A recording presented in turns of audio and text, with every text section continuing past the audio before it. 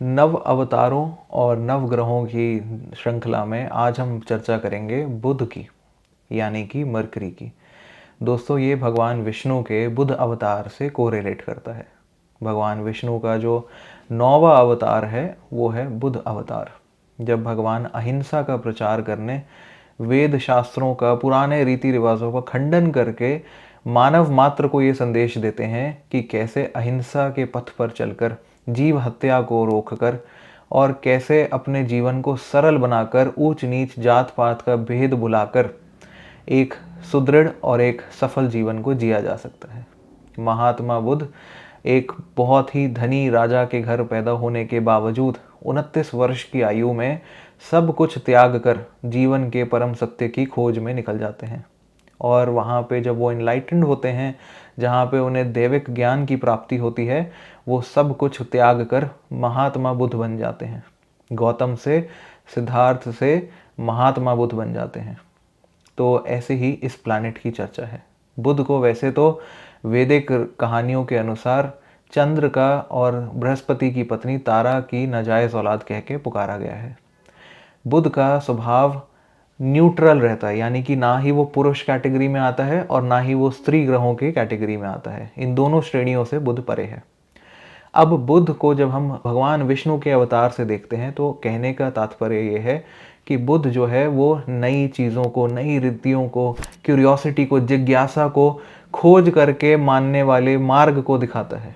वो पुरानी बातों पे विश्वास नहीं करता, वो बृहस्पति की तरह ज्ञानी नहीं है, पर वो जिज्ञासु है। उसके अंदर भूख है ज्ञान को प्राप्त करने की। एक छोटे बच्चे को जैसे आप देखेंगे, वो हर चीज़ पूछेगा, ये क्या होता है, ऐसे क्यों होता है, इसको ऐसे क्यों सोचते हैं, इसको ऐसे क्यों देखते हैं, ये तारे क्या हैं। वो हर बेसिक से बेसिक चीज़ आपसे बार बार बार बार पूछता रहेगा। और आप जैसे ही जवाब देने भी चाहोगे, उसको लॉजिकल डीप आंसर पचा नहीं पाएगा, वो तुरंत दूसरा सवाल पूछेगा। कुछ ऐसा ही स्वभाव इस ग्रह बुध का है। अब बुध हमारी कुंडली के 12 भावों में से जहां कहीं पे भी बैठेगा, वहां पे हमारा स्वभाव जिज्ञासु बना देगा, या वहां पे हमारी खोज कभी भी खत्म नहीं रहती। या यूं कहूं कि वहां पे हम स्थिर नहीं रहते, हम एक बच्चे की तरह इधर उधर भागते दौड़ते रहते हैं, या उस घर में स्टेबिलिटी नहीं आ पाती, या हम लाने ही नहीं देना चाहते। बुध को घूमने फिरने का राजा भी कहा गया लाल किताब में, जिसका तात्पर्य है कि बुध जहाँ पे बैठेगा वहाँ पे वो मूवमेंट अवश्य देता रहेगा, क्योंकि वो सबसे फ्लेक्सिबल प्लैनेट भी है। अब जब बुध लगन में आके बैठेगा, लगन हमारी बॉडी को दिखाता है, हमारे सोचने के तरीके को दिखाता है, हमारे रवैये को दिखाता है, हमारे काम करने की शैली को भी दिखाता है। तो जब बुध लगन में आके बैठेगा तो इन सारी चीज़ों में हमें फ्लेक्सिबिलिटी दे देगा। हम घूम फिर के काम करते रहेंगे, इधर उधर भाग दौड़ करना हमें अच्छा लगेगा, योगा करना, फिजिकल वर्कआउट करना, अपनी बॉडी को फ्लेक्सिबल रखना हमें अच्छा लगेगा। हमारा जो चेहरा है, लगन हमारे चेहरे को भी दिखाता है, वो हमारी उम्र से कम लगेगा, हमें यंग दिखाएगा अगर बुध अकेला और अच्छा बैठा है लगन में। तो साथ ही अगर बुध दूसरे घर में बैठा है तो वहाँ पे धन को लेके जिज्ञासा, या परिवार के मैटर्स को लेके उसमें खुरेद करना, उसमें अंदर घुसना, उसके बारे में बार बार सवाल पूछना, ये बुध का स्वभाव बन जाएगा। लगन में बुध अपने बारे में जिज्ञासा भी देगा, बार बार अपने नए नए वर्जन्स को खोजता है बंदा। खास करके 29 वर्ष की आयु उसके लिए प्रोमिनेंट हो जाती है, जहाँ पे वो अपने आप के रवैये में एक बड़ा परिवर्तन देखता है, अपने जीवन में एक बड़ा परिवर्तन देखता है। तीसरे घर में अगर बुध बैठेगा तो यहाँ पे ये बहुत कंफर्टेबल नहीं है। यहाँ पे बहनों की या बुआ की या मासी की, जिनके रिश्तेदारों को हम यहाँ से देखते हैं, बुध से देखते हैं, उनकी मैरिड लाइफ को कहीं ना कहीं ख़राब करता है, या फिर उनको पुत्र प्राप्ति में बाधा उत्पन्न करता है। यहाँ पे बैठा बुध क्योंकि तीसरे घर में हमारे पुरुषार्थ के घर में है, तो हमें काफ़ी हद तक क्यूरियस बनाने के साथ साथ डाइवर्टेड भी बनाता है। हम इतने स्ट्रीमलाइंड नहीं हो पाते कि हम एक जगह टिक के काम कर पाएँ। हमारा मन हमेशा विचलित रहता है, भागता रहता है। चौथे घर में अगर बुध आके बैठेगा तो ये घर गृहस्थी को दिखाएगा।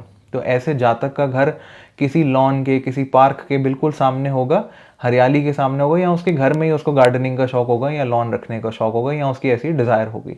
चौथा घर माँ को भी दिखाता है, तो माता का स्वभाव जिज्ञासु बना देगा। माता को हर चीज़ में शक करना, पूछना, पूछताछ करना, ये सारे सिम्टम्स आपको देखने को मिलेंगे। पांचवें घर में अगर बुध आके बैठ जाए तो वहाँ पे वो पढ़ाई को लेके, अलग अलग विद्याओं को सीखने को लेके, लव रिलेशनशिप्स को लेके, या आपकी संतान को ऐसा स्वभाव दे देगा जो बहुत जिज्ञासु होगी। छठे घर में अगर बुध आके बैठेगा तो ये हमारे जो बॉडी के स्किन इश्यूज हैं, क्योंकि छठा घर रोग ऋण शत्रु का है, तो यहाँ पे ये रोग के घर में बैठ के बुध हमें स्किन इश्यूज हैं, चमड़े के रोग या फेस पे पिंपल्स आदि की समस्याएं ऑन एंड ऑफ देता रहेगा, स्किन को सेंसिटिव कर देगा। बुध यहाँ पे बैठ के हमें लड़ाई झगड़ों में जानबूझ के घुसाएगा, क्योंकि हम अति जिज्ञासा करने की वजह से या बार बार एक ही चीज़ पूछने की वजह से, कॉमन सेंस का कम प्रयोग करने की वजह से लड़ाइयों में उतर जाएंगे या सामने वाला हमसे खफा हो जाएगा। सातवें घर में अगर बुध बैठेगा तो ये पार्टनरशिप्स का, रिलेशनशिप्स का, मैरिज का घर है। यहाँ पे जब बुध आके बैठेगा तो पार्टनर के बारे में हर चीज़ जानने का व्यक्ति को शौक हो जाता है। उसको चाहिए कि पार्टनर की हर बात वो समझ जाए या पार्टनर अपनी हर बात उसको शेयर करे, उसमें उसको ज्ञान दे। पर यहाँ पे बुध बैठ के इम्पेशेंस भी दिखाता है या इम्पेशेंट बना देता है व्यक्ति को। वो लंबे रिलेशनशिप में चल नहीं पाता अगर सामने वाला कुछ नई नई चीज़ें ना करे उसके लिए। अगर वो एक फिक्स पैटर्न फॉलो करेगा या एक स्टेबल रिलेशनशिप की तरफ जाने का सोचे तो ये बहुत मुश्किल हो जाता है उसके लिए करना।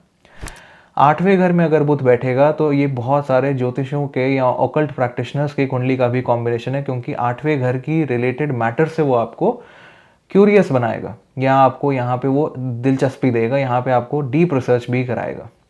आठवां घर इन लॉज का भी होता है, तो इन लॉज के मैटर को लेके या इन लॉज के साथ रिलेशंस को लेके यहाँ पे वो उथल पुथल मचाएगा, चीज़ों को स्टेबल नहीं रहने देगा। नौवें घर में जब बुध जाके बैठेगा तो ये पिता का धर्म का भाव है, वो धर्म को लेकर जिज्ञासा करेगा। वो पिता से तर्क वितर्क कुतर्क करता रहेगा और उनसे सीखने के बजाय उनसे लड़के अपना समय नष्ट करता रहेगा। 10वें घर में अगर बुध जाके बैठेगा तो ये प्रोफेशन का भाव है। यहाँ पे वो अपने कलीग्स के साथ, अपने बॉसेस के साथ, अपनी अथॉरिटी के साथ बहुत ज़्यादा स्टेबल नहीं हो पाता। यहाँ पे वो बार बार सवाल पूछता है अपने ऑफिस स्पेस में और लोगों को लगता है कि इसको शायद काम करने का सलीका ही नहीं है या फिर ये ट्रेन नहीं हो पा रहा, क्योंकि बुध यहाँ पे इंस्टेबिलिटी देगा वर्क प्लेस में।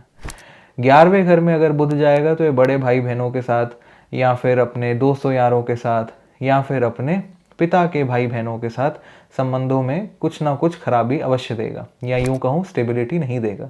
11वां घर लाभ का भी है, तो 11वें घर के बुध वाले जातक को हमेशा यही चिंता लगी रहती है कि मैं अपने प्रॉफिट्स को कैसे मैक्सिमाइज करूं।